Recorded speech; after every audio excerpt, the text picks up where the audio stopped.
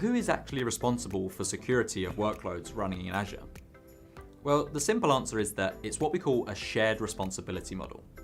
Now, if you were running services in your own data center, for example, you'd be responsible for securing everything, right? The physical infrastructure, the access into the data center, and also all the way up the stack to your securing your application code and your data.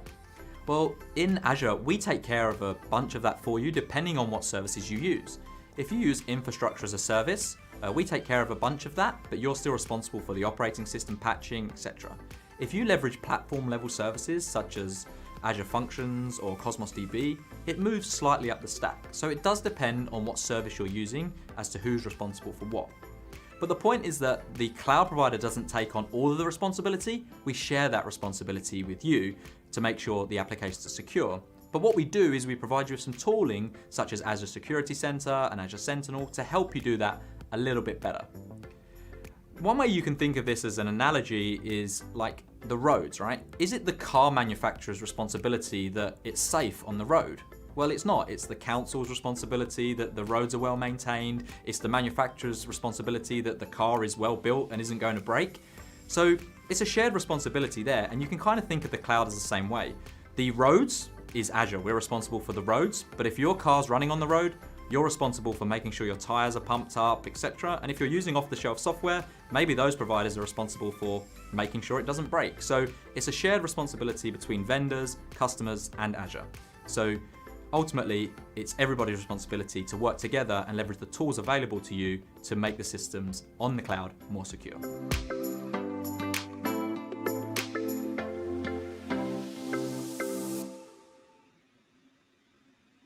Thank you so much, Dean. I really, really appreciate that. And so my name is Jay Gordon. Welcome back to AzureFunBytes. Well, what do we do every week? Well, we get together and we talk about all the people, the processes, and the tools, the services that make up an amazing Azure experience. So we've been talking a lot about security, and there's a reason why. Because security is paramount to ensuring that we can reliably maintain our reputation amongst customers, making sure that they return to our applications, our websites, you name it. It's super important. And so my guest today is Tanya Janca. She is a really incredibly inspiring person who knows a ton about security and a whole lot of other things. And so she recently came up with this Azure security course that I think you need to see. So we'll take a look at this. And if you notice, I'm wearing a little purple today. I don't have a ton of purple in my collection, but I wore a little purple today because SheHacksPurple. In this Azure security course, we are going to teach you how to secure Azure, what cloud native is, and a lot more. So this is a hands-on course. You are going to make an Azure trial so that you can do all this stuff for free. And we're gonna create infrastructure. We're gonna secure the infrastructure. There's gonna be a tour of all of the security features except Sentinel, because that's too expensive for us to buy for this course. We're going to do Azure Security Center, Azure Defender. We're going to implement Azure ARM templates so that we can build infrastructure. We're gonna build a virtual machine from scratch. We are going to do file integrity monitoring, network maps, performing VAs. We're going to use the Azure WAF. We're going to do DDoS protection, security alerts. We're going to do just-in-time access control. We're going to implement a bunch of the recommendations from Security Center, and we're going to perform an SQL injection just for kicks, but really so that we can actually investigate the incident and see how cool all the security tools are. I hope to see you there. And I'm seeing you here right now. Hey, Tanya. Hi, Jay. How are you?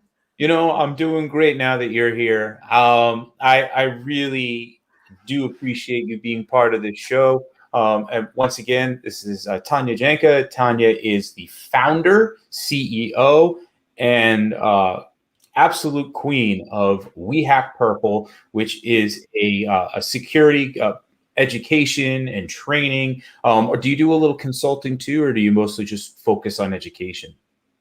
I try really hard not to do consulting. It's hard though, because people will have exciting problems and I'm like, oh, I'll just do a little. So Tanya, there's so much I want to catch up with you about. Just because to let everyone know, Tanya and I used to work together. We were on the same team for a little while in cloud advocacy, and then eventually Tanya left us to go found SheHacksPurple and do a lot of other amazing stuff. And so, how are you lately? What have you been up to?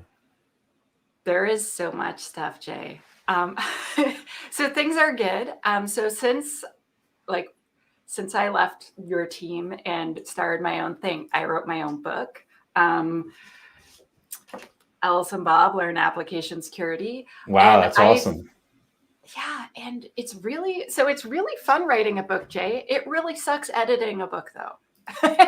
I've heard that like the cool part is like being able to share what exactly your thoughts are, but when it comes down to making sure they're like succinct and it can be an arduous task. So I understand. Yes, and starting the academy in the community, and so we have an academy full of a whole bunch of courses now, and then we recently made our online community free because basically we make all of the money off of courses. So I was like, why charge like a tiny amount for people to get in, and why not just make it free instead?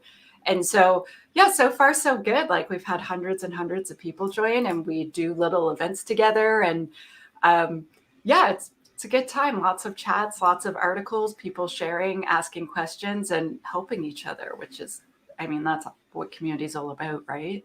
Absolutely. And, I'm so thankful that there are people like yourself that go out of their way to help create a safer, more secure internet.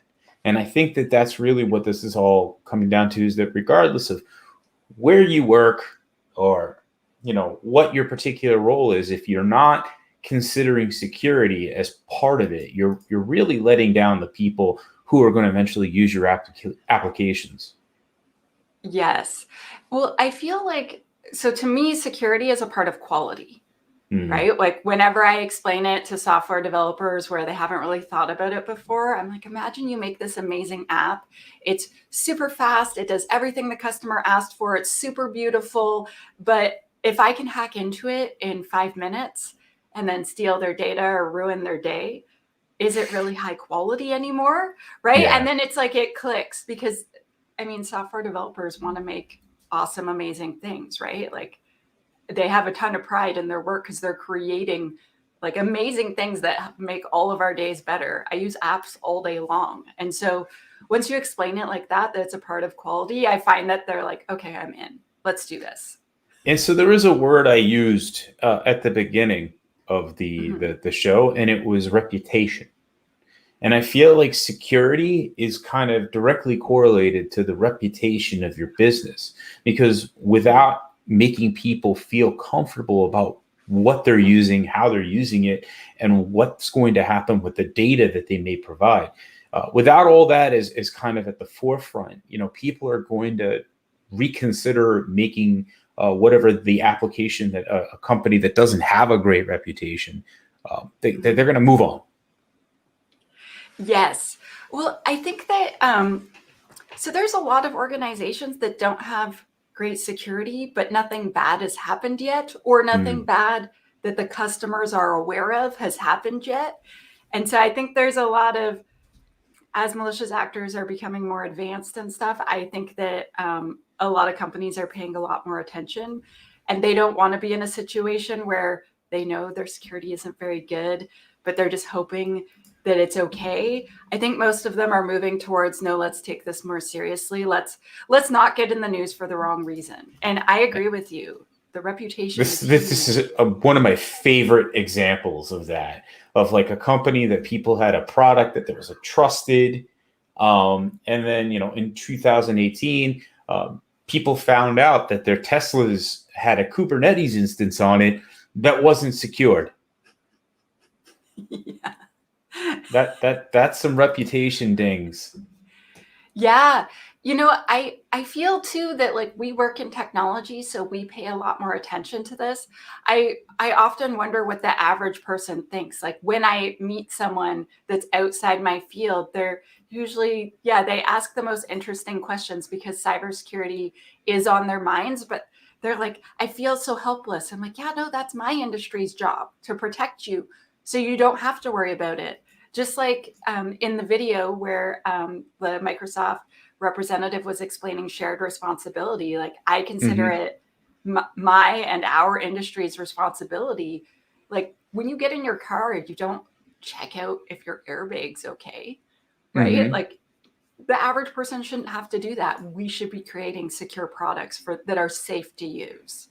Absolutely. We make the assumption that we're on a trusted platform. And if that platform is a compute platform with a VM and Kubernetes, or that platform is the automobile that you're taking to go grocery shopping, we Yeah. don't necessarily need to be overly concerned with how that platform is running. We should just assume that the platform is there to work. And what we do is we provide our gasoline, we check our tires, we make sure of these small things, but ultimately the engine turning on and eventually the gas pedal working when we hit it. Those are the expectations we have based on a platform.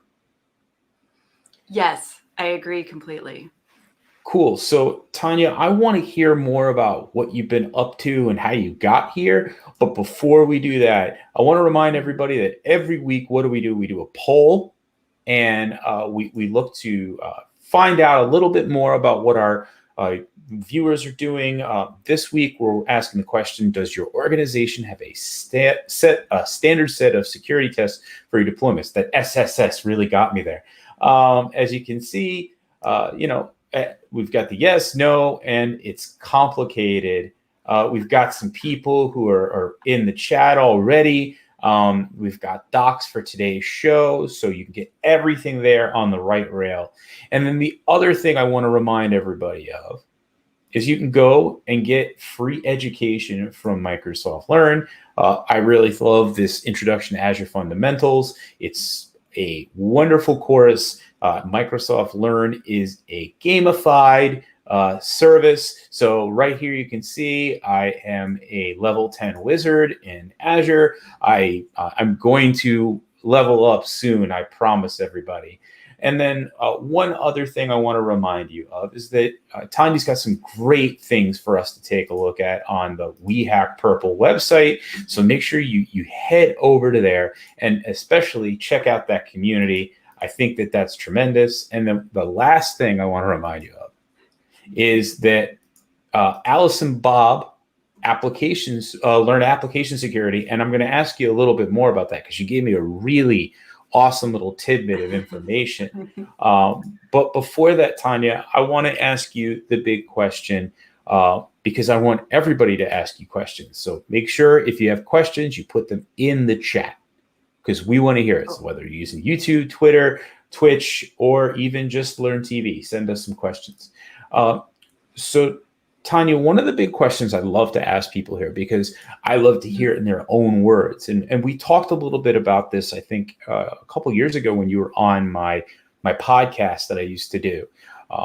How'd you get here is the way I like to put it. So why don't you tell me a little bit about how you got into InfoSec? So I started as a software developer. So 3 of my uncles and 2 of my aunts were software developers. And so when I was a little girl and I was like, I want to be a software developer, they're like, of course you do. and so I was coding as a teenager, and I got my first job the moment I turned 18 at a tech company. And then I studied computer science in college. And honestly, I thought I would just be a dev forever because I really liked it. But after 17 years of being a dev, I was like, that's a lot of deving. And so I met a hacker. And I know that a lot of people are like, oh, you met a hacker? Really? But basically, I was in a band because I play music, and he was in a band. And so he was working in my office, and I was like, I hear you're in a band. And he's like, yeah, I am. I'm like, well, my band wrote a song called Mandatory Dance Party, and I want to make this mobile app. And so if two people have the same mobile app and they're within a certain distance of each other, I wanted to just like do a countdown and then play our song, and then they have to have a dance party. And he's like, I want to make this app with you. So then we became friends because that's the type of nerd I am. And I apprenticed under him. I became a penetration tester because I didn't know that there were so many different jobs in InfoSec. And so very quickly I realized I wanted to do application security. I wanted to work directly with developers. I wanted to not come in right at the end where they're releasing the code. I wanted to be there way earlier and like left. Yes, I wanted to push left and shift left all the way to the beginning of the system development lifecycle and just, threat model their applications, help them design better apps, and then do testing like later to give them feedback. But so that by the time it would get to the testing, it was like pretty good already. Do you know what I mean? And it turns out that's a full-time job, and I could have that job. And so, yes, I moved into that. And then I started giving talks at conferences. And Jay, I know that, I don't know if this is a secret we're not supposed to tell as people that speak at conferences, but if you speak at the conference, you get in free. Yes. Oh, I always love that feature. Yeah, so that's actually the whole reason that I was speaking at so many conferences, was because I just wanted to get in and learn for free. I was like, joke's on you. Like, I just have to speak for 1 hour and then I get to see 2 or 3 days of talks. This is amazing. And so I ended up, I basically ended up like doing that more and more. And then Microsoft approached me to recruit me to the dev advocacy team. And I was like, are you kidding? I could get paid to do this? And I remember in the interview, I was like, shut up. Yeah, I mean, as someone that does that now, I'm always really amazed that this is the work I get to do. I get to, present technology. I get to, work on things like this with you and really explain to people in a conversational way why all these different subjects, whether it's security, whether it's how to do cloud native work, you name it, all these things are super interesting to me. And the fact that every day I get to kind of come into work and say, okay, how am I going to share this today? Who's going to learn from me? It's a wonderful thing to kind of be part of. And so learning is a big part of what you do now. Do you want to talk a little bit about like how you got into starting SheHacksPurple and where it's kind of gone from there? Yeah. So originally I had left Microsoft to start another startup company with a friend, and we were creating an AppSec product, and we exploded. So when you start a company with someone, your co-founder, it's like you're getting married, and you know how some people, they get together and it's perfect and everything. And sometimes it's like, oh, we both had different opinions. And so that we can like keep our friendship and also like not want to murder each other, we should separate. And so then people just kept saying, hey, will you come in and train our devs? We'll give you money. And I was like, I like money. That sounds good.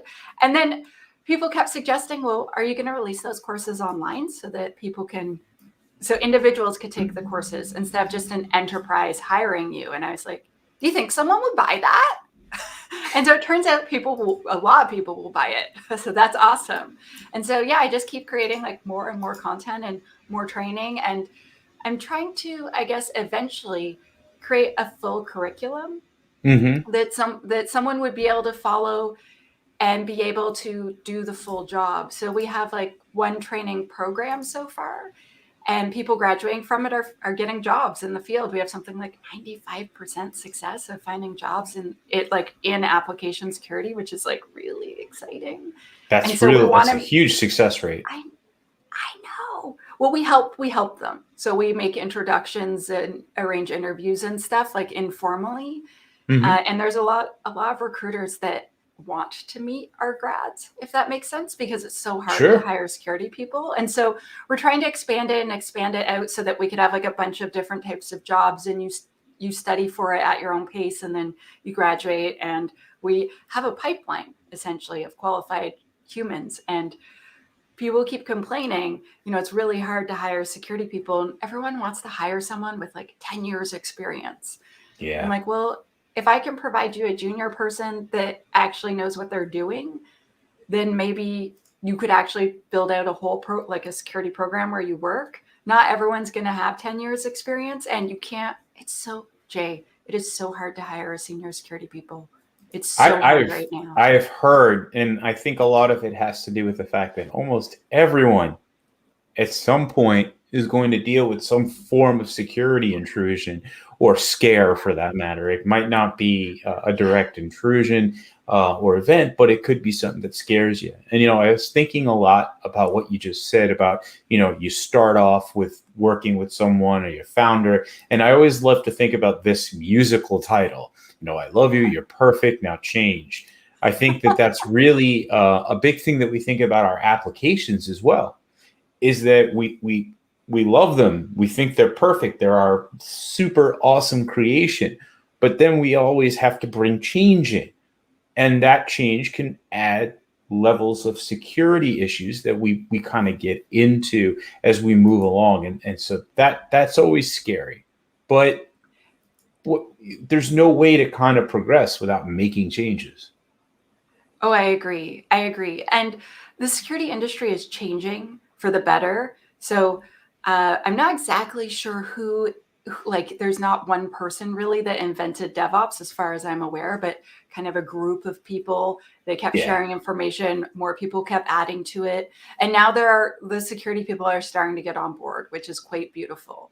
And so security people getting involved with what all the DevOps people are doing so that they can still move fast, but hopefully break fewer things. Security people are part of that cleanup crew, just like the ops people, where we're like, oh no. And so, like you said in your poll, do you have a regular set of security tests that you do, like a standard set of tests for when you do deployments? That's starting to become a thing at more and more places. And they're starting to figure out, I can put a tool in a pipeline and then I can tune it and I can, force out the false positives. And I can, for instance, let's say you're going to do dynamic testing. So you can actually just record something called a HAR file. So have a quality assurance person go through and they record themselves doing testing or using the app. However, you take that recording, you shove it into your security tool, and then it's like a laser focus going through your application, just testing those new features or just testing whatever part and obliterating whatever it can, right? But the security tool industry is modernizing, which is awesome. But I feel like the practitioners are the ones that are really pushing that because they're coming up with more creative, more inventive ways to do things.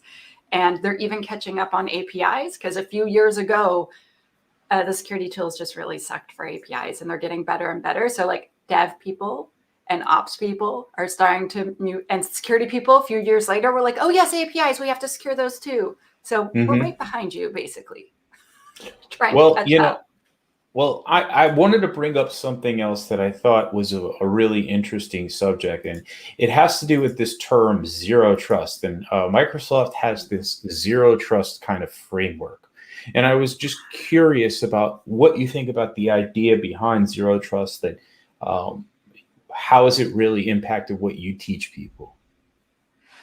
May I define zero trust? Because I find sometimes when I do like this, if someone's watching and they're like, I don't know what that is, then they're confused. And I guess I was meant to be a teacher. So zero trust is so what we used to do is we used to have implied trust. So let's say you had a network and you had an area where all the databases were. You'd have a firewall around them, and that would be the data zone. And everything inside this data zone would kind of trust each other. Like the ports are open, this is open, that's open. But the idea is that, if someone manages to break into one zone, they're just stuck in that zone. They can't go anywhere else. But what malicious actors or penetration testers see is, oh, great, so I can pivot. So I'm going to get into one zone. I've got everything in this zone now. It's all mine, all your data. Yay. And so now zero trust, the idea is that everything is closed by default and you only open trust if you are required to do so. So let's say I have an app, I have an API, and I have a database. So that app maybe is publicly accessible. And then it can call the API, and let's say it can call the database. That database maybe gets called from the API and it gets called from that app and nothing else. So it blocks everything else by default. And you have to manually, like, usually make a ticket and ask someone's permission to open more things. And so that means if a malicious actor manages to get onto your app server, maybe it could try to get to your API or database server, but it wouldn't be able to get to the rest of them. Like, it's basically on an island now, stuck. And so you can do that like with networks, you can do that with applications, you can do that with features within applications. Like, what a lot of devs used to do is, like, and I know because I'm guilty because I did it, I would let anyone call my APIs. I would have an API that called another API. Yeah, anyone could call them. I didn't think to have it authorize and authenticate because I said, oh, well, no one knows my APIs there. Turns out, yes, we do. Malicious actors, we know. Or I'm not malicious, but when I do pen testing, I act that way. And it's so easy to find them. And you want to make sure you know who you're talking to. And so the idea of zero trust is that there's no trust whatsoever now. You must authenticate and authorize every time. It must be on an approved list. And if not, then I'm sorry, bye. I don't have time for you. And that results in way fewer security incidents. And you want to do things like use tokens, even leverage OAuth when people are actually authenticating an API, just to have some standards. You want to validate and you want to develop a threat model internally. You want people to actually have an idea of like, what's the approach to identifying and actually defining what risk is within our company. And so I think that's a great way of defining zero trust. So Tanya, I want to see some stuff that I recently had Lavanya from the Azure Security Center team on, and I learned a lot from her. And I know that you've got from your SheHacksPurple course on Azure a lot of interesting security tips and tricks and ways to do things. And I have some questions specifically about that stuff, but I'd love you to show me a little bit of it if you don't mind. So just let me know when you're ready and I can bring up your screen. Oh, I'm ready. Well, here we go. This is beautiful, beautiful Security Center, my favorite part of Azure. It's, Jay, when I started working at Microsoft and they showed me Security Center, I felt like my heart started beating faster. I was like, someone made a dashboard where I can see all of the security things in one place. Yes. And so for fun, for our show this morning, I made a security vulnerability and exploited it so that we could go investigate. Do you want to investigate? Sure. Okay, so let's go to our security alerts. And I'm just going to tuck away this menu on the side here because it takes up a lot of space. So you can see I'm not sure if you've heard of it, Jay, but you probably have. So at Microsoft, they have a really awesome demo company that they always use. Contoso Web Clinic. Yep. And so I definitely made a lot of Contoso resources in the past. I have been very mean to the Contoso Web Clinic. I have injected stuff into their database this morning. And so let's go check it out. So it thinks there's a potential SQL injection when in fact, I know I was pretty darn successful. I managed to dump a whole bunch of things. Let me see if I can make this a little bit bigger so you can see a bit more. While you're doing that, look how big the Contoso network is. So being able to put something in one of their like critical data points is or data services is probably a big deal. It's probably pretty bad. Yeah. So basically it tells you, there's a potential SQL injection was detected. And because I am the attacker, we know it was successful. And it tells me, this is the database that was attacked. My Azure subscription was the one that was attacked. I mean, I only have one for the demos that I do, but that's okay. But then it tells you what to do, right? So it tells you like, this is the problem, this is the database, etc. But then you can take action. And so I want to kind of scroll over here and it's not really letting me do it. Just a second. There we go. There you are. So there's actually instructions about what SQL injection is and how to write better, safe application code. That's awesome. There are a lot of companies that will tell you have a problem and they will not help you fix it. So I really love that personally. And then, it tells me like your top recommendations, audit diagnostic settings. And usually I have that on, but I just wanted to demo me making a mess. And then there's no triggered automated responses, but that's like another cool thing that you can do within Azure is you can actually set it up. So if you see the same problem happening over and over again, you can detect it and then have Azure take automated actions for you. And can I tell a funny story about when I worked at Microsoft, Jay? Please do. Please do. Okay, so I just started and I was using Azure DevOps. I totally loved it. I still love it. And I was putting credentials into my code on purpose. Eek. Okay. Yeah, so I put like a fake username and password connection string to the database on purpose and put it through my pipeline so that I could find it with a security tool, right? And like do it as a demo. Well, so Azure DevOps told on me. And so it had an automated response. If you find something that looks like secrets that are being put into the code repo, even though it was a demo repository, completely separated from all the real resources, it sent an email to my boss that said, your employee did this. So I get a call and it's my boss and Brian, and he's like, Tanya, what are you doing? Azure just told me that you're bad. And I was like, oh, I'm doing this. I'm making a demo. And he's like, oh my gosh, that's hilarious. Azure's angry with you. I'm like, I know. I ran into that. There's Dependabot in GitHub also, yes. which like GitHub has added a ton of really useful security measures to make sure it's pretty impressive how they can just scan your repos and go, uh-oh, you got like a key or a password here. You better go in and get rid of that. Yeah. So Microsoft creates this thing called Microsoft Risk Detection, which has like 7 security tools in one that all go into Azure DevOps. And CredScan was the one that was lighting up. And so me and my boss were laughing about it. And I'm like, oh, I have a call. I have to let you go. It was the real Microsoft incident response team. It had triggered a real incident. And it had only taken 11 minutes. And it was the middle of the night for them. So I was not popular, Jay. And they're like, what have you done? And I explained to them like, oh, I was just making a demo. Yeah, that was not the right way to meet the incident response team. Like, well, it's nice to know you. Job. It's nice to know that you had your own personal SOC for this security operations center for everybody. That you had your own personal SOC to help when you were doing something in your demo they did not like. I felt so embarrassed, honestly. And they were just kind of like, okay, so we have real work to do. We got to let you go. And I'm like, I'm so sorry, guys.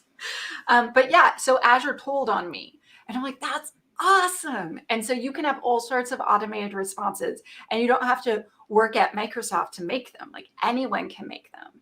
And so, working with clients where they have problems that come up. Another thing when I worked at Microsoft is, I, of course, did all the scanning, and one of the other cloud advocates had this box that was outside of the network. It wasn't behind any firewalls, and it was just sitting there, and it kept getting attacked all the time.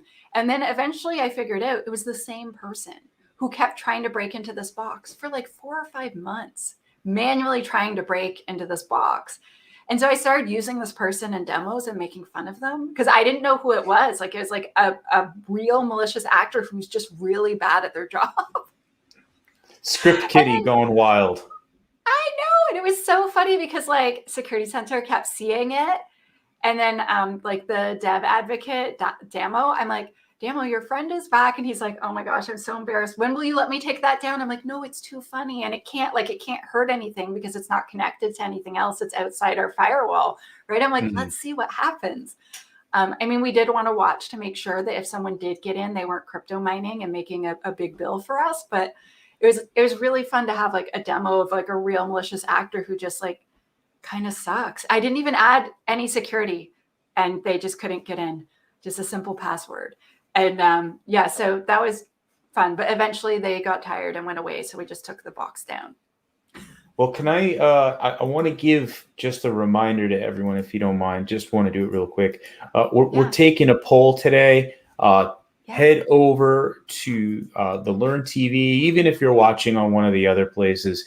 Head over to LearnTV, and you'll be able to let us know. Does your organization have a standard set of security tests? If that's the case, just say yes or no. Let us know. Anyway, Tanya, thanks for giving me a second there. I'm going to bring back what you've got. And also remember, go and check out this community. Wait till after we're done here today, but head over to community.wehackpurple.com and take part in that free community. Awesome. So because we brought up SQL injection, can I explain briefly how we could have prevented this from happening in the first place? So the best thing you can do is write good code, right? And so to prevent SQL injection, you want to do two things.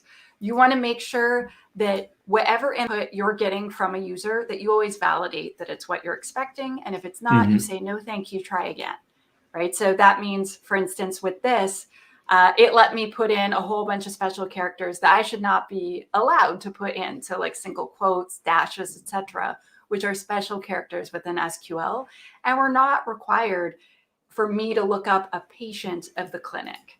And so one thing to do is not to block bad characters, but to only allow in good characters. And then the second thing we could do is use parameterized queries instead of doing inline SQL. So instead of taking, okay, so Tanya's search parameter is like she's looking for J. And so rather than taking that and saying like select star from patients where first name equals J, and like taking that whole kind of sentence and then sending it to the database and executing it, instead, I make a stored procedure or parameterized query that says like select star where this, but it's inside of the database as a prepared statement. And so then I just call the stored procedure. This is my parameter, it's J. And what it does is it means that that is sent as data, and it is interpreted as data, and the database disarms any special characters that you have put into it and treats it only as data.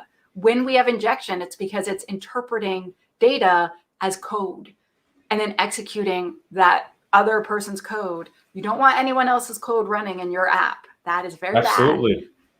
And so you don't want someone throwing, like you just mentioned, you want somebody throwing a crypto miner inside and possibly making money off your compute. Yes, exactly. And then on top of that, we could add extra layers of security. So for instance, having logging and monitoring turned on, having a playbook, I think is what Microsoft used to call it, but having an automated response of things that happen. Also, Microsoft offers a WAF, a web application firewall, which is basically, it has a block list of bad characters and just says, no, that looks like an attack. No, you're not allowed in, so that those things never even reach your app. But number one is writing good code and testing your code. Can I give you, or may I give you a little tour of Security Center? I know that you know it well, but people watching. I would love that. I think that people want to keep learning, and so the more that you can share with us, the better. Awesome. Thank you, Jay. Okay, so first of all, Security Center in this menu is usually way near the bottom. So I yanked it to the top of my favorites because obviously it is my favorite, but I also think it should be near the top because it's important. But I digress. So you usually start in the overview tab, and yours is going to, like if you work in an Azure shop, you're going to have way more than one subscription and 12 assets and 8 recommendations. You're going to have way more stuff that's going to show you here. It's going to give you a secure score. So I'm just going to minimize this for a second. So secure score, Jay was talking about how Microsoft Learn has gamified things a little bit. So this has gamified things a little bit. And basically, it gives you a score out of, so there's not a specific number that it's out of. So the more things that you have, the higher your score can be. And it shows you progress towards you securing things. This is also based on what security policies that you've set. So there's like a default Azure security policy, and it's pretty good. But being a security professional, I like to add a bunch of things on top. You want your layers. Yeah, exactly. And like the rules of my organization and what's important to us, because our risk tolerance or the things that, like the types of threat actors that target us are probably very different than a lot of other companies. And so I like to add my own security policy, and or you might want to also add regulatory compliance. So let's say you need to be ISO 27001, or you need to be HIPAA, or because I'm in Canada, there's one for the Canadian government called PBMM, so protected B medium risk, which I know because I did years and years in the government. And basically you add that and it tells you here every single thing that's not compliant. And so it helps you build up the score as you become closer to compliance. And it's not that I want to play a video game while I'm at work. It's that it helps me show value to, so like I do consulting now. So it helps me show value to clients, but it helps my clients after I train them show value to their bosses. Like, listen, I know that, it looks like our score has gone up, and here's how you can tell. Like a thing that I found when I worked in security at larger companies is that they would only pay attention to me when something was wrong. Like there's a security incident, but when things were quiet and like I'm doing an awesome job because there are no security incidents, or I'm handling them very gracefully and my team is really succeeding, it's harder for management to notice. And so being able to say like, listen, we remediated like 50 vulnerabilities in Azure this month. And we also implemented this new tool and we brought our score from this to this. And now we are, 80% compliant in regard to this thing that we're aiming for. That's magical. Being able to report and having it verify for you automagically that it has done the thing. So these can take up to 24 hours to show once you fix something, to have it actually adjust your score, because it actually tests it and sees if it actually has been done. So you can't just say like, yeah, I did that. It actually verifies for you. And it also verifies if someone undoes something. Oh, we have all these people in the chat. Hello, people in Colombia and India and Trinidad and Tobago. Hello, all of you. Thank you for coming. There's a lot of really cool people coming by, letting us know. I always love hearing from you. And everybody, if you have any questions for Tanya, we've got, about 20 minutes left or so? Yeah, a little less than 20 minutes. Make sure you send those in because we want to hear from you.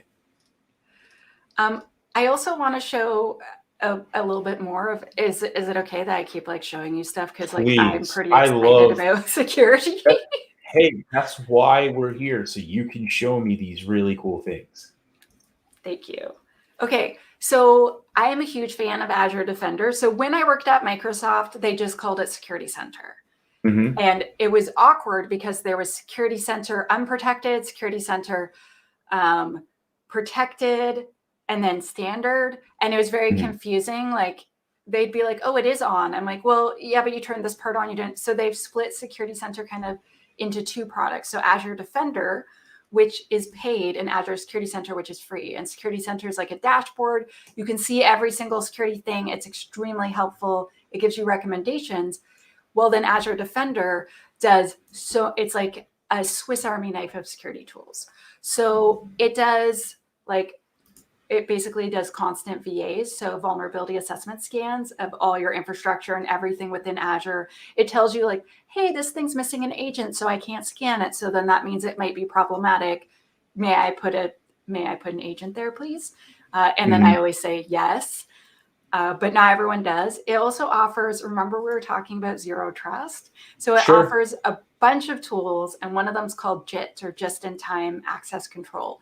And so what it does is if you have a virtual machine, it closes all of the ports, like that just closes them all the time. And then if I want to like remote desktop or administer that app, what I do is I go into just-in-time, I flick open the one port that I need, I log in, do all my stuff, I do my work, I leave, it automatically closes it behind me. And so if all your ports are closed like 99.9% of the time, that means you have basically no attack surface. It's pretty awesome. Can I show you one of my favorite tools to do this, like for isolation, is Bastion. I love Azure Bastion because it's making you consider that if I'm going to do some administrative functions, I'm going to do them through a protected private network on a machine that I know is ready to go, that is secured, that's managed. And so you can see right here, we're limiting what our ports that are open to the world are by actually saying, you know what, let's use Azure Bastion. Let's take away a layer of security access, and this would be, or say, I should say, administration. And by taking away standard RDP ports open somewhere, or SSH, we're really, as you mentioned before, lowering that risk tolerance. Yes, exactly. When we work in security, like, our job isn't to make there be zero risk. Our job is to make the risk low enough that our organization accepts that risk and they feel good about it, right? And mitigation. Yeah, exactly. Like, it depends on what your org is okay with. So for instance, like, let's say you work at a company and they make the most popular operating system on the planet. You would have like a very low risk tolerance because so many things around the planet revolve around this operating system. You want to test it a zillion times. You want as many eyes on it as you can. You have to be way more intense. But for instance, if I work somewhere and I've made like a little app that will, it's a little calendar app, and it'll tell you like what lunch and learns we have planned this month and when fitness classes are and stuff like that for my little, company I work at. That doesn't have the same importance. It doesn't have the same threat actors that are interested in it. It just, like, I don't have to work as hard to secure it. And so, yeah, definitely. So, Security Center has this Getting Started tab, and it tells you about all sorts of things that you can do. And like, I do agree people should start with the Getting Started tab, but my favorite tab is Recommendations. Recommendations is the best thing in all of Azure, in my security focused opinion. Forget everything else.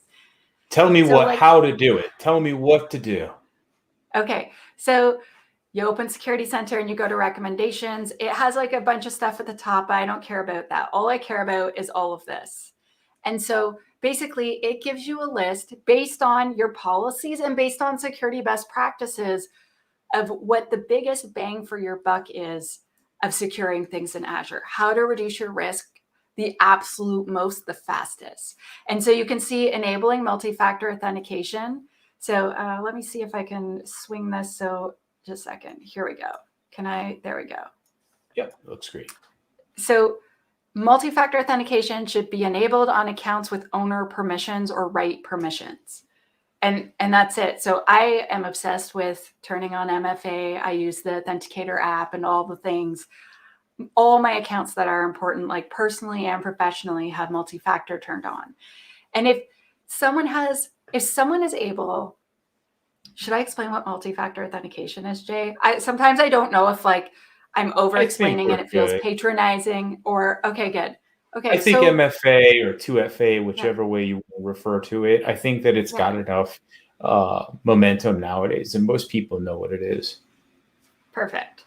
So it is another way for you to, on top of an additional layer of security for your Azure account. These are the keys to your kingdom. This person could mine all the crypto and do way, way worse things as well if they can get like into your Azure account. So turning on multi-factor, you get 10 points for that on your secure score. Like, I don't care about the points. It's number one because it is the most important thing you need to do. And then it has remediate security configurations. And I've told them that this is really confusing because it'll say, oh, you get 4 points, but then you'll look at it. And so I just loaded in all my vulnerable stuff last night. So Security Center hasn't had enough time to chew through it yet to find all the things that are wrong. But usually this has a list of many, many things underneath it, and you do them one at a time. And so vulnerability assessment should be enabled on your SQL servers. Yes, I agree. I should make sure that I am scanning my SQL servers for vulnerabilities, of course. But it usually has like a very long list of things that it thinks are poor configuration choices that you could improve. And so this usually has a long list, and you want to pay close attention to this list. And I often find, to be quite honest, Jay, what they do is they will average. So let's say you have 25 things under there, they'll average it and they'll say, oh yeah, it's a 4. But really there's 20 things in there and all of them are a 4. So if you actually fix all of them, you're getting way more than 4 points, right? You're getting 80 points. And so the way that they show that, like, I don't know, for me, I understand because I use it so often, but it can be confusing for customers sometimes. Encrypt data in transit. I found this pretty helpful. So like, I tell everyone, all websites, all web apps and websites should be available via HTTPS only. Mhm. So it tells you, oh, web applications should only be accessible over HTTPS. But if we look at this, I'm pretty sure, oh, so is it not? Oh, shall we force HTTPS? Like while we're at it, like maybe we should fix it. So I love that it makes it easy to fix because it shows you exactly where the thing is. So we go to it and we know that it needs to force HTTPS. We're like, oh, we missed this one. So we go down. So we're in my app service. So my platform as a service that my app is living on. And I go to SSL TLS settings and I'm like, oh no, how did I miss this, Jay? HTTPS only is off. So you just click on. Like that's the whole thing. You just click a button and then you just fixed it, like successfully turned on. If you have a custom domain. It sure beats the old way of like having to put the PFX file into an IIS configuration or getting the key pair correctly in like an Apache or something like that. But this is point click and way easier. Yes. So if you have a custom domain, you still need to get yourself a certificate and upload the certificate. But then again, so it'll say HTTP only, and there'll be 2 options, and one will be for your Azure address. So this address is like Azure websites.SQL injection -web app -. I know it's a very creative name that I've come up with. And so you'll have 2 options to force HTTPS. And I don't know, I love that it's like really not that hard and they direct you exactly how to do it. And so we can scroll back here to our results and you can just go through them one at a time. It tells you about managing access and permissions. So it goes through, because access control is a big deal when it comes to security, because you don't want everyone to be able to access everything, because then you have people doing things that they shouldn't sometimes or accidentally making mistakes that can't be undone. Yeah, absolutely. Someone incorrectly having prod access to a database and doing some sort of like internal testing and end up doing it against not the testing database, but the prod one. Yes. And I really Definitely like how there. they list, I like how they list deprecated accounts. So as a pen tester, so lots of pen testers have told me this, but you'll go and you'll do a pen test somewhere and like you'll do a pen test and they'll give you permissions for all these things. You'll come back in a year because they often hire you again. If it goes well, they'll hire you back in a year for them to do their next test. And all your usernames and passwords still work because they never deleted your user. And you can still get in from home to all their production stuff. It's very common. Hey, Tanya, we have a question, and I think it's a really can you customize the recommendations to fit your own baselines?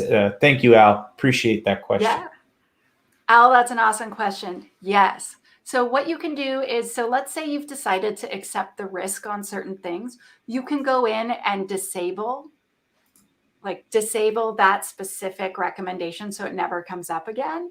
But more likely what you want to do is have a bunch of recommendations that match your policy. So when you set a policy in Azure, so if we come down to like regulatory compliance, so let's say they have a bunch of government ones. So you can see the ones that I have. So I have Canada Federal Government PBMM.